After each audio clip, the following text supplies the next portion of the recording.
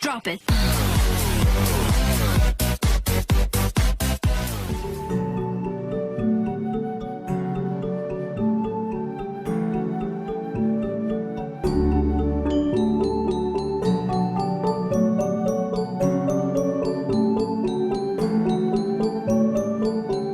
Pengenalan bagi Pembentukan Persekutuan Malaysia. Pembentukan Persekutuan Malaysia pada tahun 1963 telah menyebabkan keadaan Malaysia pada masa kini lebih stabil dari segi keadaan ekonomi dan sosialnya, walaupun terdapat beberapa isu yang timbul pada masa sekarang. Sebelum terbentuknya Malaysia pada masa kini, telah berlaku beberapa tahap perubahan yang Tanah Melayu harus lalui, yang mana perjalanannya telah menggunakan masa dan tenaga daripada pelbagai pihak untuk menjayakan pembentukan Persekutuan Malaysia. Setelah mencapai kemerdekaan, Parti Perikatan yang memerintah Tanah Melayu mendapati keadaan politik yang tidak tenteram di negara-negara jiran boleh memberi kesan kepada kemerdekaan Tanah Melayu. Oleh itu, Perdana Menteri Tanah Melayu yang pertama pada waktu itu, Tunku Abdul Rahman Putra Al-Haj, telah menyuarakan idea pembentukan gagasan Malaysia yang melibatkan Tanah Melayu, Singapura, Sabah, Sarawak dan Brunei. Latar belakang pembentukan Persekutuan Malaysia. 17 Januari 1962. Suruhanjaya Kobok telah ditubuhkan bagi meninjau pandangan penduduk negeri-negeri di Borneo Utara, Sabah dan Sarawak bertujuan memberi kebebasan dan keadilan kepada semua pihak. Suruhanjaya ini dibentuk hasil perundingan antara Kerajaan Persekutuan Tanah Melayu dan Kerajaan British pada November 1961. Suruhanjaya dianggotai 5 ahli yang dipengerusikan bekas Governor Bank England, Lord Corbett. Hasil daripada laporan menunjukkan sejumlah 80% penduduk Sarawak dan Borneo Utara menyokong kepada penubuhan Malaysia. Sokongan itu jelas dibuktikan menerusi laporan Suruhanjaya Kobok yang telah disahkan Perwakilan Setiausaha Bangsa-Bangsa Bersatu PBB. Suruhanjaya Kobok juga mengesyorkan penubuhan jawatankuasa antara kerajaan IGC Persekutuan Tanah Melayu ditukar kepada Persekutuan Malaysia. Kuasa autonomi dan jaminan khas dalam beberapa perkara diberi kepada Sabah dan Sarawak serta kedudukan istimewa kaum pribumi Sabah dan Sarawak. Rakyat Sabah dan Sarawak juga mengkaji beberapa tuntutan yang munasabah untuk menjaga kepentingan mereka sebagai bumi putera. Penubuhan Malaysia akhirnya telah ditetapkan pada tarikh 13 Oktober 1963 berserta dengan syarat bahawa segala perkara berkaitan perlembagaan telah diselesaikan. Wakil-wakil setiap negeri Borneo dibawa melawat dan melihat sendiri keadaan pentadbiran dan kemajuan yang telah dicapai seperti pembangunan luar bandar, peningkatan taraf pendidikan, kemudahan awam dan kesihatan serta hak-hak istimewa kaum bumi putera.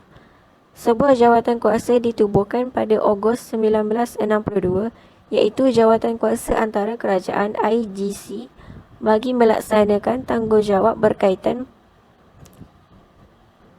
perkara perlembagaan yang dapat memelihara kepentingan kedua-dua negeri dalam persekutuan baru tersebut. Perlembagaan Persekutuan Tanah Melayu yang sedia ada telah dipersetujui menjadi asas kepada Perlembagaan Malaysia. Selepas mengadakan mesyuarat dan perbincangan dengan wakil-wakil Borneo Utara, IGC menghasilkan draft 20 perkara yang menyentuh Undang-Undang Perkhidmatan Awam, Pendidikan, Perwakilan dalam Parlimen dan Imigresen. Begitu juga dengan Sarawak. Kompromi yang dicapai digarap dalam 18 perkara. Persefahaman melalui 20 perkara dan 18 perkara inilah yang menjadi pengikat dan asas perlindungan kepada hak-hak penduduk bumi utara dan Sarawak dalam Malaysia. Pada Julai 1963 pula, Satu perjanjian penting telah ditandatangani di Pejabat Perhubungan Commonwealth di Marlborough House, London. Perjanjian penubuhan Persekutuan Malaysia itu telah ditandatangani wakil-wakil kerajaan British, Persekutuan Tanah Melayu, Sabah, Sarawak dan Singapura. Persetujuan telah diperolehi untuk menubuhkan Malaysia pada 13 Ogos 1963. Bagaimanapun, penubuhan Malaysia yang dirancang pada tarikh tersebut terpaksa ditangguhkan kerana laporan Setiausaha PBB hanya dapat disiapkan pada 14 September. Malaysia akhirnya diisytiharkan pada 16 September 1963. Upacara pengisytiharaan Malaysia telah diadakan di Stadium Merdeka, Kuala Lumpur pada 16 September 1963. Upacara gemilang itu telah dihadiri Yang di-Pertua Agong, Raja-Raja Melayu, Gubernur Pulau Pinang, Melaka, Singapura, Sarawak dan Sabah. Upacara juga dihadiri anggota Kabinet, diplomat asing di Kuala Lumpur serta jemputan khas. Pengisytiharaan penubuhan Malaysia telah dibacakan Perdana Menteri Tunku Abdul Rahman Putra di hadapan lebih kurang 30,000 rakyat Malaysia yang turut merayai hari bersejarah tersebut. Tunku kemudiannya melaungkan merdeka sebanyak 7 kali diselang-seli laungan rakyat yang hadir. Upacara diakhiri dengan bacaan doa selamat oleh Mufti Negeri Sembilan, Ahmad Muhammad Said. Hari Malaysia merupakan cuti am di negeri Sabah sempena hari keputeraan yang di-Pertua Negeri. Walaupun pada awalnya Hari Malaysia bukan merupakan cuti am di Sarawak dan Semenanjung Malaysia, namun mulai 2010, Hari Malaysia juga merupakan cuti am di semua negeri di Malaysia. Sambutan 50 tahun Hari Malaysia hanya diadakan di Padang Merdeka, Kuching, Sarawak pada 16 September 2013. Faktor-faktor pembentukan Persekutuan Malaysia. Yang pertama adalah mengelakkan ancaman dan pengaruh komunis. Kerajaan Persekutuan Tanah Melayu mula bimbang akan pengaruh komunis yang semakin bertapak dan juga berkembang di Asia Tenggara. Ia dapat dilihat apabila fahaman komunis mula meresap masuk ke dalam fahaman parti yang memerintah Singapura iaitu Parti Tindakan Rakyat PAP pimpinan Lee Kuan Yew sejak 1959.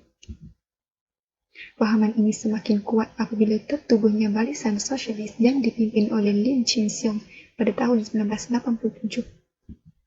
Keadaan ini lebih jelas apabila berlaku peningkatan fahaman komunis yang aktif dan semakin merebak pada tahun 1961 di kawasan Hong Lim dan An Song di Singapura.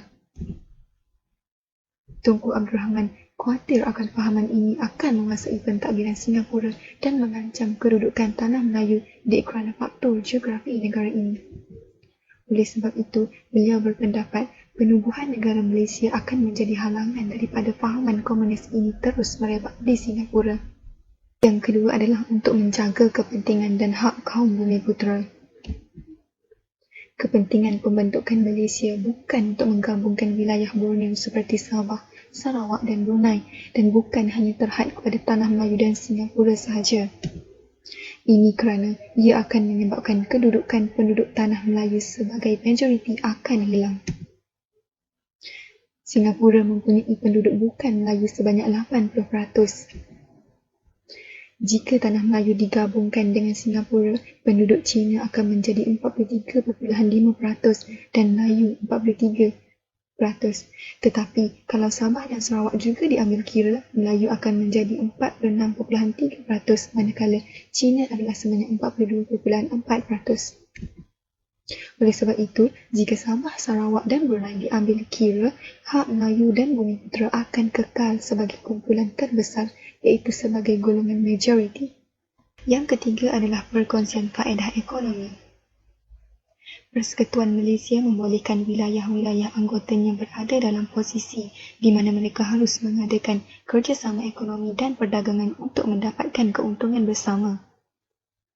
Selain itu, wilayah-wilayah anggota yang kaya dengan sumber ekonomi boleh membantu negara-negara anggota yang miskin dan kekurangan sumber ekonomi. Tanah Melayu, Singapura dan Brunei pula akan menjadi tunjang utama pembangunan ekonomi negara berkenaan. Tanah Melayu penuh dengan hasil sumber bahan mentah, manakala Brunei kaya dengan sumber minyak. Pada masa yang sama, keselamatan Singapura akan lebih terjamin dari segi ekonomi.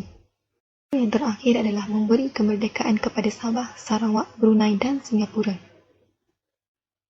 Tubuhnya Persekutuan Malaysia dapat memberikan negeri-negeri seperti Sabah, Sarawak, Brunei dan Singapura kemerdekaan yang lebih awal daripada yang dijangkakan daripada jajahan British.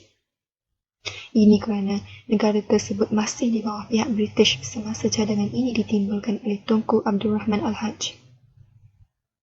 Dalam hal ini, Sabah dan Sarawak dianggap sebagai negeri jajahan, manakala Singapura dan Brunei merupakan negeri naungan. Pihak British berpendapat jika Sabah dan Sarawak tidak diberi kemerdekaan, maka cengkaman komunis semakin kuat. Ia akan menyebabkan British kehilangan kedudukan dari segi ekonomi dan pengaruh sosial. Perkara ini disokong oleh negara luar seperti Filipina dan Indonesia yang menunjukkan minat terhadap Sabah, Sarawak dan Brunei. Oleh itu, Tunku Abdul Rahman, Putra Al-Haj, percaya dengan membawa masuk Sabah dan Sarawak ke dalam Malaysia akan lebih memudahkan dan mempercepatkan kemerdekaan dua wilayah ini di samping dapat mengelakkan hasrat komunis untuk membentuk tampuk pemerintahannya. Reaksi masyarakat terhadap pembentukan Persekutuan Malaysia. Reaksi di Sarawak. Parti Negara Sarawak panas menyokong penubuhan Malaysia. Parti Kebangsaan Sarawak, SNAP, Barisan Rakyat Jati Sarawak Berjasa, Parti Pesaka Anak Sarawak, Pesaka dan Sarawak Chinese Association, SCA pada peringkat awalnya menentang penyertaan Sarawak ke dalam Malaysia. Mereka mahu mendapatkan kemerdekaan sendiri terlebih dahulu. Walau bagaimanapun, akhirnya parti-parti ini menyokong penubuhan Malaysia. Parti Bersatu Rakyat Sarawak, SUPP terus-menerus menentang penggabungan itu. PANAS, SNAP, Berjasa, Pesaka dan SCA telah bergabung membentuk Parti Perikatan Sarawak. Mereka menyokong penubuhan Malaysia. Mereka berusaha menyekat pengaruh SUPP yang menentang penyertaan Sarawak. Manakala di Sabah pula, pengumuman tentang gagasan Malaysia oleh Tunku Abdul Rahman telah melahirkan parti-parti politik di Sabah. Contohnya, Pertubuhan Kebangsaan Kadazan Bersatu UNCO, Pertubuhan Kebangsaan Sabah Bersatu USNO, Parti Kaum Dusun, Parti Pasok Mabugun, Parti Bersatu, Parti Demokratik dan sebagainya. Parti-parti ini bergabung membentuk Parti Perikatan Sabah. Parti Perikatan Sabah menyokong penyertaan Sabah ke dalam Malaysia tetapi dengan syarat tertentu. Parti Perikatan Sabah mengemukakan tuntutan 20 syarat kemasukan Sabah ke dalam Malaysia yang dikenali sebagai Perkara 20. Perkara 20 telah dimasukkan dalam Perlembagaan Malaysia. Di Singapura, Lee Kuan Yew menyokong penggabungan Singapura dengan Persekutuan Tanah Melayu kerana beliau bimbang dengan pengaruh Parti Barisan Sosialis. Majlis Undangan Negeri Singapura telah meluluskan usul penggabungan itu. Parti Barisan Sosialis menentang penggabungan tersebut. Mereka menganggap pembentukan Malaysia penjajahan bentuk baru. Mereka mencadangkan agar pandangan rakyat diperoleh sebelum Singapura menyertai gabungan itu. Satu referendum telah diadakan. Rakyat Singapura memilih penggabungan diadakan. Manakala reaksi di Brunei, Sultan Omar Ali Saifuddin pada awalnya menyokong gagasan Malaysia. Baginda bersetuju gabungkan Brunei dengan Persekutuan Tanah Melayu. Baginda telah menubuhkan sebuah suruhanjaya bagi meninjau pendapat rakyat. Parti Rakyat Brunei PRB menentang gagasan Malaysia. PRB bercita-cita untuk menubuhkan Persekutuan Borneo yang terdiri daripada negeri Sarawak, Sabah dan Brunei. PRB di bawah pimpinan A.M. Azhari melancarkan pemberontakan penyertaan Brunei ke dalam Malaysia. Pemberontakan itu dibantu oleh Indonesia dan Filipina.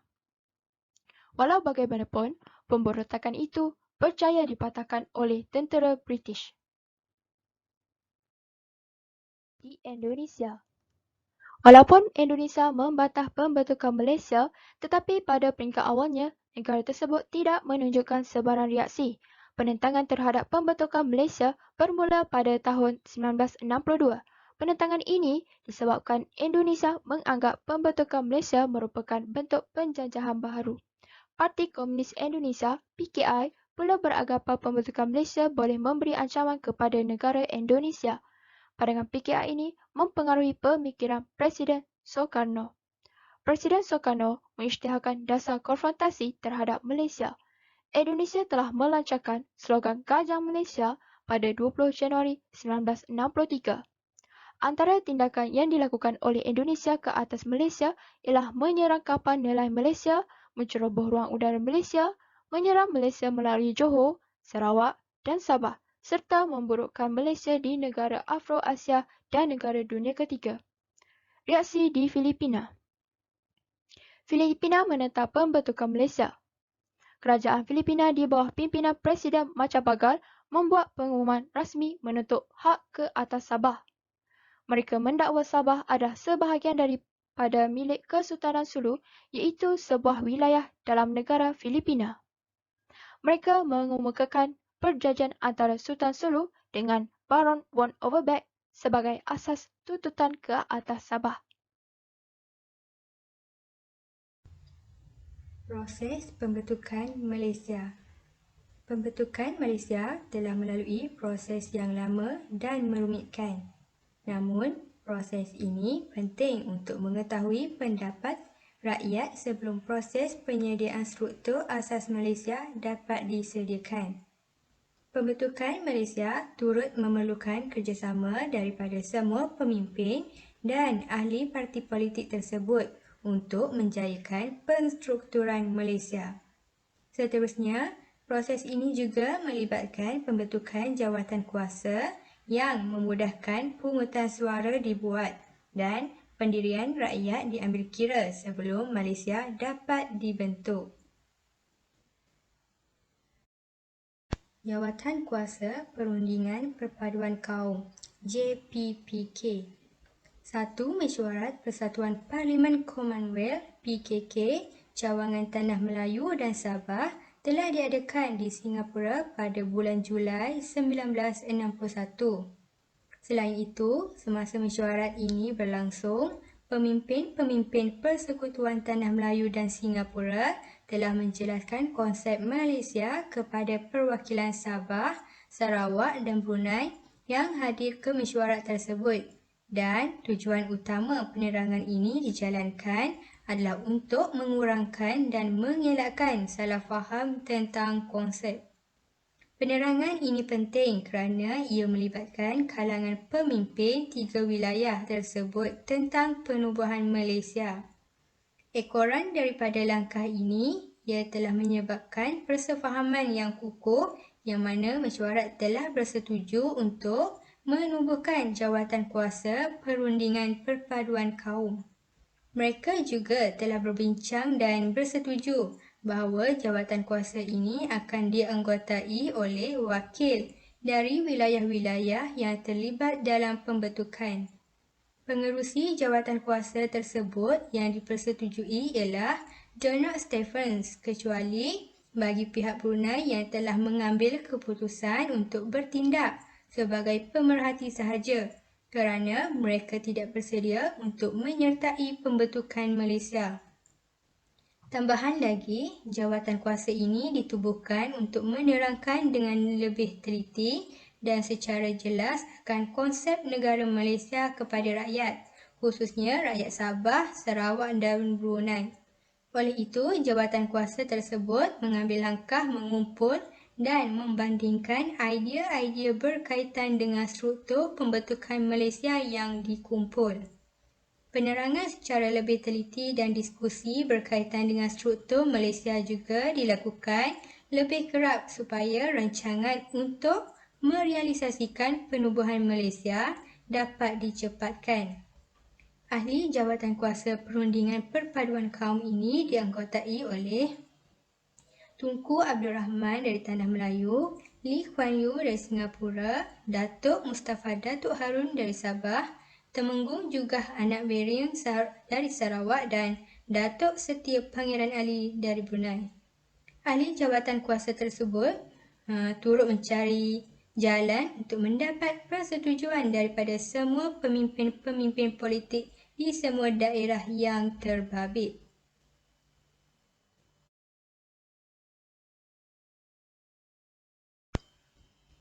Suruhanjaya Kobot. Suruhanjaya Penyiasat Borneo Utara atau Suruhanjaya Kobot ini ditubuhkan setelah satu rundingan dibuat antara Kerajaan Persekutuan Tanah Melayu dengan Kerajaan British pada bulan November 1961 dan ahlinya dilantik secara rasmi pada 16 Januari 1962. Ahli-ahli Suruhanjaya ini terdiri daripada Lord Cobbett iaitu bekas Governor Bank England sebagai pemimpin, Anthony Abel dan David Watterson yang mewakili kerajaan British. Sementara Datuk Wong Pauni dan Tan Sri Muhammad Ghazali Shafi'i sebagai wakil kerajaan Persekutuan Tanah Melayu. Tujuan utama Suruhanjaya Cobbett ini ditubuhkan adalah untuk mengumpul serta mengenal pasti pendapat rakyat Sabah dan Sarawak berkenaan pembentukan Malaysia dan sepanjang Februari hingga April 1962, Suruhanjaya ini telah berjaya menemui lebih 4,000 orang serta menerima 2,200 memorandum daripada pelbagai pihak yang terdiri daripada parti-parti politik, ahli-ahli mesyuarat kerajaan dan undangan, pembesar-pembesar, anak-anak negeri dan pemimpin kaum, majlis bandaran, pemimpin-pemimpin agama, kesatuan sekerja dan orang ramai memberikan pandangan masing-masing terhadap gagasan Malaysia. Suara-suara rakyat ini membuktikan sokongan mereka melalui laporan Suruhanjaya Cobbett yang juga telah disahkan oleh Perwakilan Setiausaha Bangsa-Bangsa Bersatu. Di samping itu, laporan Suruhanjaya Cobbett turut memuatkan cadangan-cadangan daripada ahli-ahli Suruhanjaya tersebut berhubung beberapa perkara yang dinyatakan melalui memorandum-memorandum yang telah diterimanya. Pada 21 Jun 1962, laporan Suruhanjaya ini telah dikemukakan kepada kerajaan British dan kerajaan Persekutuan Tanah Melayu dan setelah dikaji laporan tersebut, kedua-dua kerajaan telah bersetuju menerima hampir kesemua cadangan yang telah dibuat oleh Suruhanjaya Cobbett. Perdana Menteri Tanah Melayu pada waktu itu, Tunku Abdul Rahman Putera juga telah menerima serta mengkaji laporan Suruhanjaya Cobbett.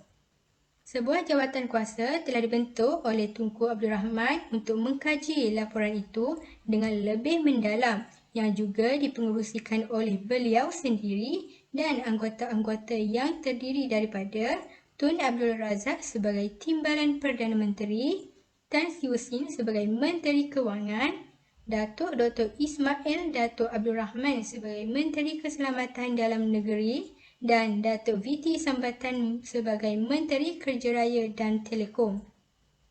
Secara keseluruhannya, bentuk sokongan masyarakat Sabah dan Sarawak terbahagi kepada 3 golongan, iaitu 1/3 daripada kedua-dua buah negara ini menyokong penuh penggabungan tanpa syarat. Selain itu, 1/3 lagi turut menyokong tetapi dengan syarat-syarat dan jaminan tertentu. Dan 1/3 lagi separuhnya mahukan kemerdekaan dahulu sebelum bergabung dan separuhnya yang menentang kerana mahu kekal dalam pemerintahan British. Jawatan kuasa antara kerajaan. Setelah Suruhanjaya Cobbett berjaya memberikan laporannya yang agak memuaskan, hal ini disambung dengan merangka syarat-syarat persekutuan secara terperinci.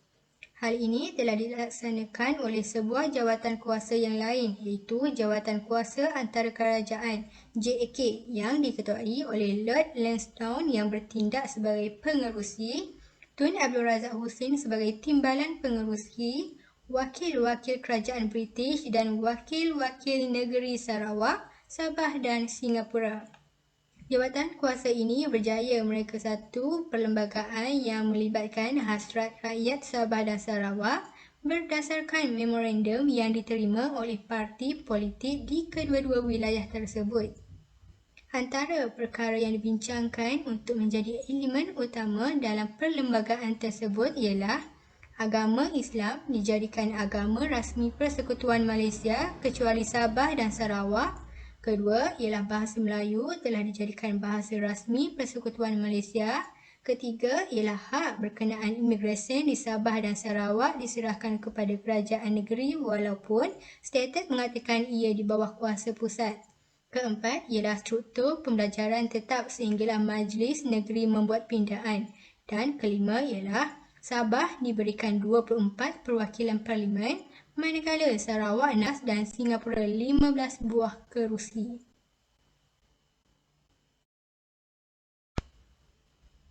Referendum Singapura.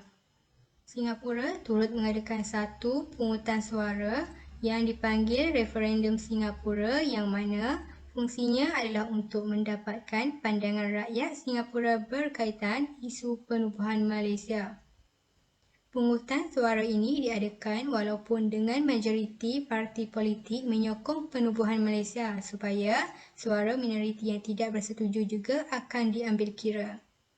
Rakyat Singapura telah diberi 3 pilihan undi yang pilihan undi pertamanya mendapat 397,626 undi kerana pilihan pertama menyebut bahawa rakyat Singapura bersetuju untuk bergabung dengan Malaysia sekiranya syarat-syarat yang telah ditetapkan oleh Kerajaan Singapura dan Persekutuan Tanah Melayu melalui Kertas Putih pada bulan November 1961 diikuti.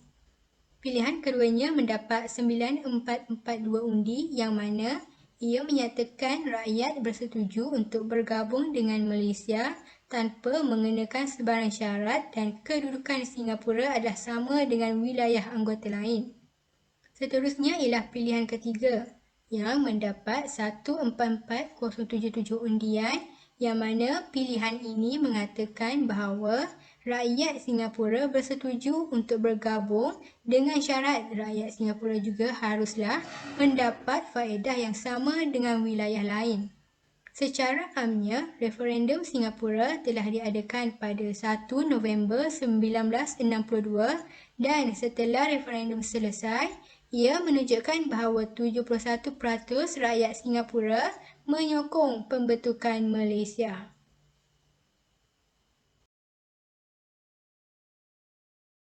Persekutuan Malaysia yang terdiri daripada Tanah Melayu, Singapura, Sabah dan Sarawak tidak bertahan lama. Selepas 2 tahun Malaysia dibentuk, iaitu pada 7 Ogos 1965, perjanjian pemisahan ditandatangani oleh kedua-dua negara.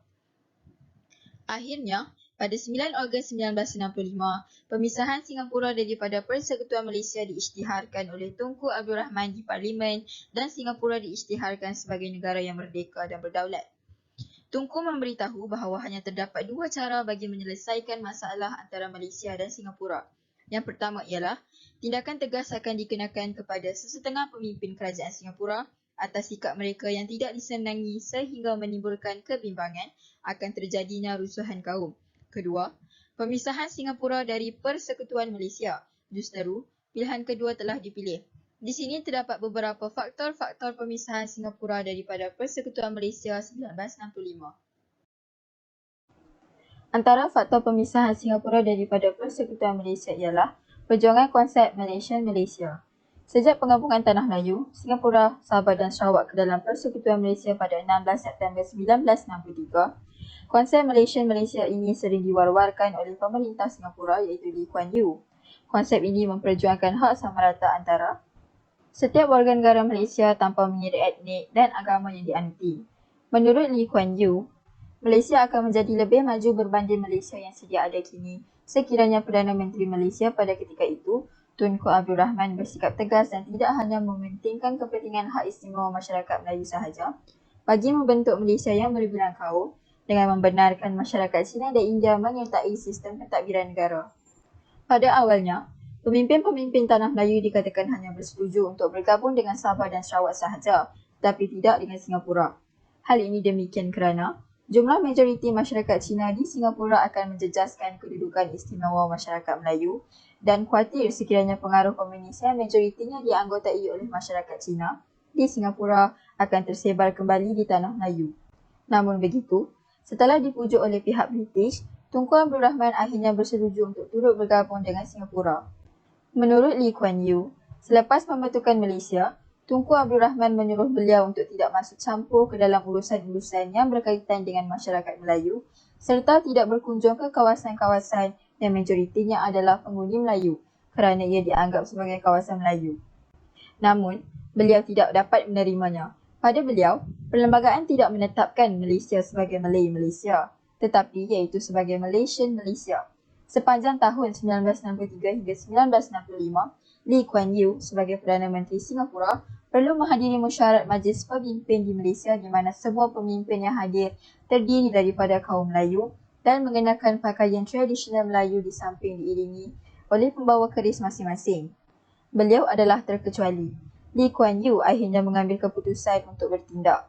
Konvensyen Perpaduan Malaysia atau Malaysian Solidarity Convention MSC yang menganjurkan negara berbilang kaum yang sebenar ditubuhkan oleh pihak Lee Kuan Yew dan perjuang konsep Malaysia semakin dipergiatkan. Mereka memujuk parti-parti politik dari Sarawak, Pulau Pinang dan Ipoh untuk menyertai MSC. Walau bagaimanapun, pada pandangan Tunku Abdul Rahman, Perdana Menteri Malaysia ketika itu, tindakan memisahkan Singapura dari Persekutuan Malaysia adalah perlu bagi menjamin keamanan dan keharmonian negara. Hal ini demikian kerana sekiranya tindakan tegas yang dikenakan ke atas setengah pemimpin Singapura tidak akan menyelesaikan masalah kerana benih kebencian telah pun tertanam dalam kalangan rakyat Singapura dan bimbang sekiranya kebencian tersebut akan menjadikan keadaan politik semakin parah. Faktor yang kedua ialah penubuhan Malaysian Solidarity Convention iaitu MSC.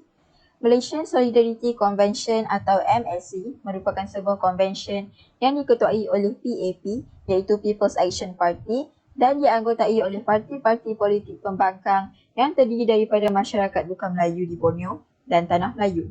Konvensyen ini sangat giat memperjuangkan konsep Malaysian Malaysia bagi menuntut hak sama rata antara semua rakyat tanpa mengira kaum. Perjuangan tersebut akan memberi kesan negatif kepada hak istimewa masyarakat Melayu yang telah dijanjikan oleh British sewaktu Tanah Melayu mencapai kemerdekaan. Bagi Parti Perikatan, konsep tersebut merupakan ancaman terhadap hak istimewa masyarakat Melayu, pengiktirafan bahasa Melayu sebagai bahasa rasmi serta kedudukan Sultan dan Raja-Raja Melayu. Perjuangan Singapura untuk mewujudkan masyarakat egalitarian adalah bertentangan dengan kepimpinan Malaysia yang mengutamakan kemelayuan. Tambahan pula, ia dikhawatiri akan mengakibatkan UMNO kehilangan sokongan rakyat. Masyarakat Melayu juga turut bertindak apabila menyedari bahawa hak istimewa mereka dalam persekutuan semakin terancam. Mereka bimbang sekiranya fasa Malayan Union kembali berulang di mana hak sama rata turut diberikan kepada masyarakat bukan Melayu. Dan prinsip jus soli yang diperkenalkan oleh British pada tahun 1946 telah mengikis hak mereka sebagai penduduk asal Tanah Melayu. Tunku Abdul Rahman begitu sedih dan susah hati dengan pertemuan Lee Kuan Yew di Singapura dengan parti politik pembangkang dari Borneo dan Tanah Melayu semata-mata untuk mengutuk isu perkauman. Manakala, Tunku Abdul Razak pula merasakan bahawa Parti Perikatan tidak harus menyerahkan kuasa keselamatan dalam negeri kepada Lee dalam masa ia masih berunding dengan Tunku kerana bimbang akan berlaku perkara yang tidak diingini. Kita beralih kepada faktor yang seterusnya iaitu keengganan Singapura memberi kerjasama dalam pembangunan Malaysia. Penggabungan Tanah Melayu, Singapura, Sabah dan Sarawak dalam membentuk Persekutuan Malaysia sudah semestinya memerlukan perbelanjaan yang banyak bagi memulihkan dan membangunkan semula kawasan-kawasan yang terjejas. Ini adalah akibat daripada aktiviti bumi hangus yang dilakukan oleh tentera Jepun serta kerosakan infrastruktur hasil daripada gerakan komunis atau Bintang 3. Di Sabah dan Sarawak pula, Perbelanjaan yang besar diperlukan bagi memulihkan kembali kawasan-kawasan yang terlibat dalam konfrontasi Ghana Malaysia oleh Indonesia terhadap pembentukan Malaysia pada akhir tahun 1962. Hal ini demikian kerana pemimpin Indonesia pada ketika itu, Soekarno, berpendapat bahawa pembentukan Malaysia merupakan suatu bentuk neokolonialisme yang akan mengancam rancangan Indonesia untuk membentuk Indonesia Raya. Oleh yang demikian, bagi memenuhi keperluan tersebut, ahli-ahli parlimen telah sebulat suara bersetuju untuk menaikkan jumlah sumbangan kewangan dari Singapura kepada kerajaan pusat. Namun begitu, wakil dari Singapura membantah dengan keras tindakan tersebut semasa berlangsungnya mesyuarat belanjawan ketika itu. Tunku Abdul Rahman berkata bahawa hubungan antara Tanah Melayu dan Singapura sudah mencapai satu tahap di mana tiada lagi kata sepakat boleh diperolehi walaupun mengenai perkara yang remeh. Ahli-ahli parlimen sedar mengenai kenaikan perbelanjaan dalam bidang pertahanan dan keselamatan persekutuan dan bantuan dari Singapura amat diperlukan. Akan tetapi, Singapura enggan membantu kecuali bantuan tersebut adalah untuk pertahanan Singapura sendiri. Tertakluk di bawah Perjanjian Malaysia 1963, Singapura terikat untuk menyumbangkan sebanyak 150 juta sepanjang 5 tahun kepada kerajaan pusat bertujuan untuk membangunkan ekonomi di Sabah dan Sarawak, dan sebahagian daripada sumbangan tersebut tidak akan dikenakan sebarang faedah. Malangnya, sumbangan tersebut tidak diberi. Perbalahan juga turut berlaku berkenaan jumlah faedah yang perlu dibayar oleh kerajaan pusat kepada Singapura. Di samping itu, Singapura juga enggan memberi kepercayaan kepada Bank Negara untuk menentukan kadar nilai pasaran semasa bagi pinjaman jangka panjang di persekutuan, sebaliknya meminta khidmat dari Bank Dunia. Tindakan tersebut sudah semestinya mengambil masa yang lama untuk ditentukan dan akan mengganggu pembangunan Sabah dan Sarawak. Faktor yang terakhir ialah keinginan Lee Kuan Yew untuk menjadi Perdana Menteri. Sebelum pembentukan Persekutuan Malaysia, Lee Kuan Yew merupakan pengerusi PAP sekaligus diiktiraf sebagai pemimpin tertinggi di Singapura. Namun begitu, Lee Kuan Yew juga mempunyai niat untuk menjadi pemimpin tertinggi Malaysia. Buktinya, usaha Lee Kuan Yew mengemukakan calon-calon PAP dalam pilihan raya 1964 di Tanah Melayu dilihat sebagai satu usaha beliau untuk merebut kuasa tertinggi di Kuala Lumpur. Selain itu, pada bulan Mei 1965, Lee Kuan Yew telah menghimpunkan 4 parti pembangkang dari Tanah Melayu dan Sarawak untuk menyertai PAP dan MLC yang memperjuangkan konsep Malaysian Malaysia.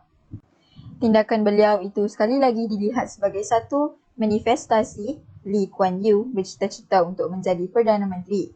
Beliau juga bukan sahaja cuba mendapatkan sokongan daripada masyarakat Cina, malah semua golongan masyarakat.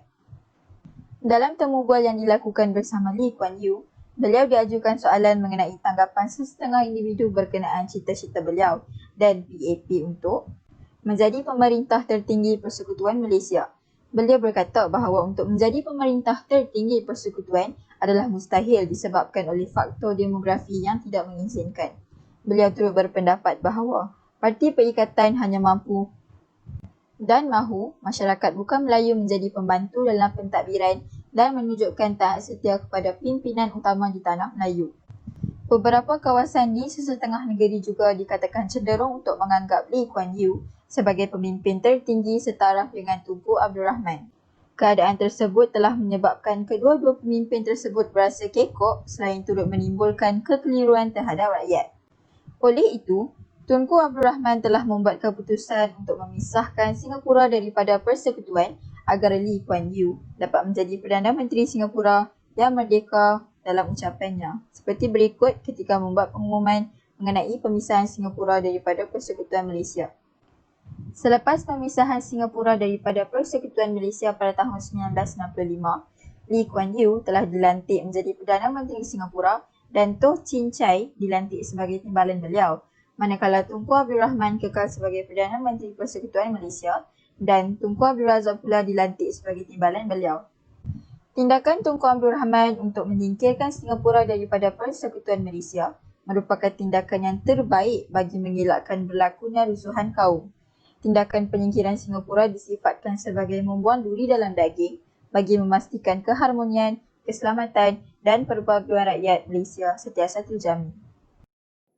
Perjalanan sejarah membuktikan negara ini pernah diceroboh oleh kuasa asing. Justeru, masyarakat Melayu selaku masyarakat peribumi yang telah mengusahakan pelbagai cara bagi mengembalikan kedaulatan negara dengan mengorbankan jiwa dan raga mereka. Perjuangan ini kemudiannya disusuli juga oleh kaum-kaum lain yang kemudian bersama-sama berusaha untuk memartabatkan sebuah negara majmuk dan merdeka. Sikap kerjasama dan bertolak ansur antara kaum akhirnya membuahkan hasil apabila kemerdekaan berjaya dikecapi dan matlamat pendidikan dalam mendirikan sebuah negara berdaulat tercapai pada tahun 1997. Seiring dengan perjalanan masa dan perkembangan politik, rancangan menubuhkan Persekutuan Malaysia yang merangkumi Tanah Melayu, Singapura, Sabah, Sarawak dan Brunei digagaskan akhirnya berjaya dilaksanakan pada 6 September 1963 tanpa Brunei. Namun, Singapura pula telah terkeluar daripada Persekutuan Malaysia selepas 2 tahun Persekutuan Malaysia ditubuhkan.